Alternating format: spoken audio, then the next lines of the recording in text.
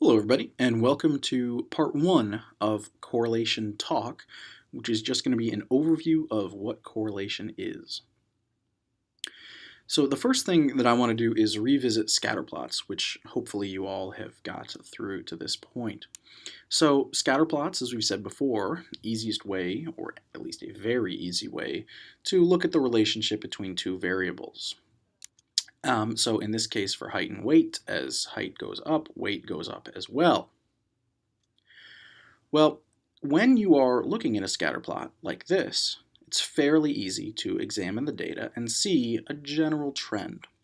Well, what correlation is going to do is it's going to take that visualization and it's going to expand it. It's going to take the same numbers, the height and weight numbers we have here, or whatever numbers you're dealing with, and it's going to move it on, and we're actually going to be able to quantify the relationship. So before we get into the math, I want to go over the properties of correlation, and these are things that you're going to need to know. So the first point is that the correlation tells you the degree to which there is a linear relationship between two variables. Linear is in caps because that's the critical thing. It will not tell you if there's a curvilinear relationship or any other type of relationship, simply a linear relationship, linear as in line. So there's no other thing. So if you say that my correlation is 0, therefore there is no relationship, that is incorrect. You cannot say it from that evidence alone. If your correlation is 0, you can say there is no linear relationship, and that might be accurate.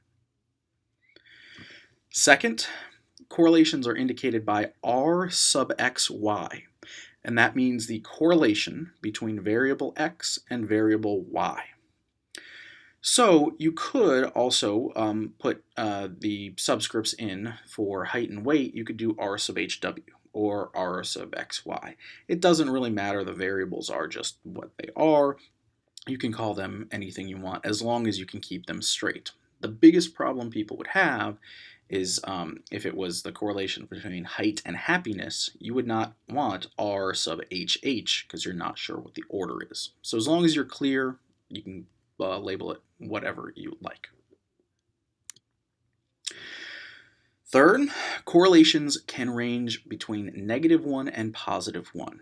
They cannot be any lower than -1 or any higher than 1. And they can be any value between -1 and +1. So they cannot be -10, -7, -1.01, it can't be 1.1, 17.3, anything else other than between -1 and +1. So you are almost always going to be dealing with correlations that are decimals, decimal 0 point something or -0 point something.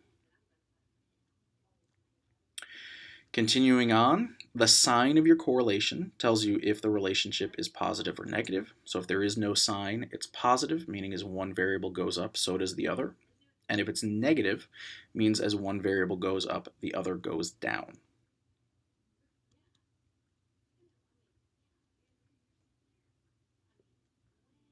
So in this case, for height and weight, what is the sign? Think about it for a second.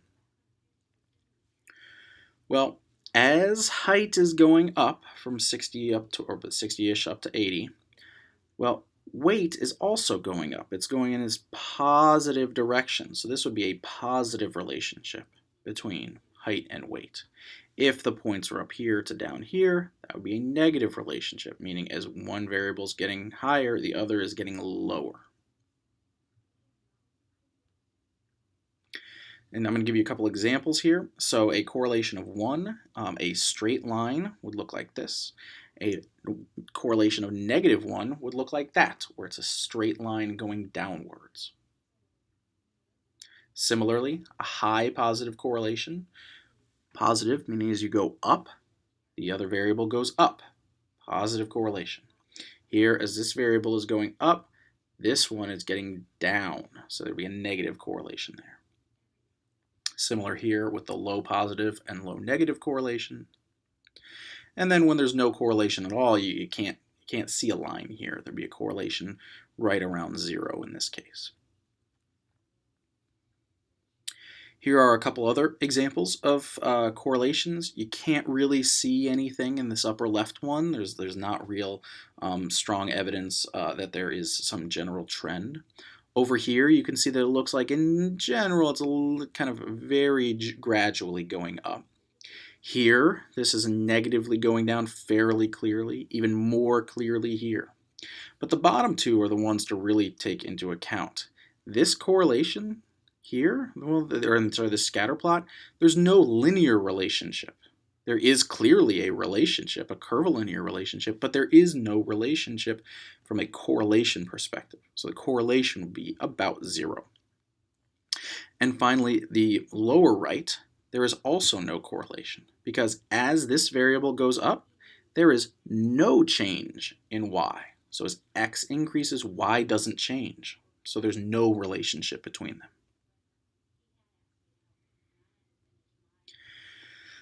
All right, so next point. The strength of a correlation depends on how closely aligned the points are, not the relative direction of them. So for example, this is a high positive correlation, that's a low positive correlation. They're positive, both of them, but when the points get closer together, or if they get farther apart, that is what determines what a correlation is. So this might be up towards 0.8, 0.9, whereas this one might be down towards 0.6 or so. So it's not whether or not it looks like it's going up strongly or down strongly. It really is there that linear relationship and how spread out the points are. Additionally, one useful heuristic is to think that you could put a line of best fit in your scatter plot, and however close the points are on average to the line will tell you how close the correlation is going to be to 1, how high the correlation is going to be. And anytime I say how close it is to 1, you can generally substitute in -1 as well. Next, when the correlation r sub xy is 0, there's no linear relationship between them, kind of reiterating what we talked about earlier. Then the absolute value of r sub xy indicates how similarly related two different sets of variables are. This is probably the most complicated one we've got to at this point. So if a and b are correlated -0.8 and c and d are correlated 0.8, then the strength of those two correlations is actually equal because it's the absolute value when we're talking about strength of a correlation. For the most part, while the negative sign is important, when we're talking about the strength of relationship, the strength of association between variables, it's the magnitude that is important.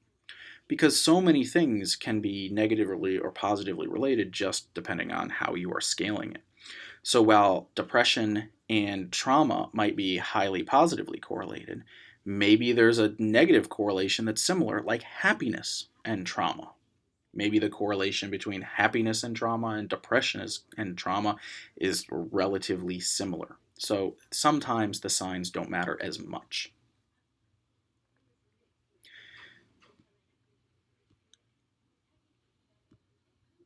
All right, so here are all 8 points put together. So just to run through them, the correlation is the degree to which there is a linear relationship. The correlation is indicated by r sub xy, meaning the correlation between variable x and y. Correlations can only be between -1 and +1. Signs indicate if the relationship is positive or negative. Fifth, the strength of a correlation depends on the closeness of alignment of points. 6, using a line of best fit is a good way to determine the alignment of the points.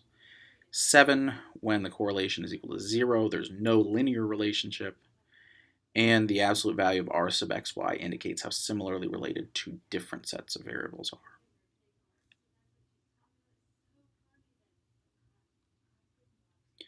Additionally, and this is probably the most important practical concern for you in whatever field you're going to, is correlation does not equate to causation. So for example, people who drowned after falling out of a fishing boat correlates with marriage rates in Kentucky, 0.95.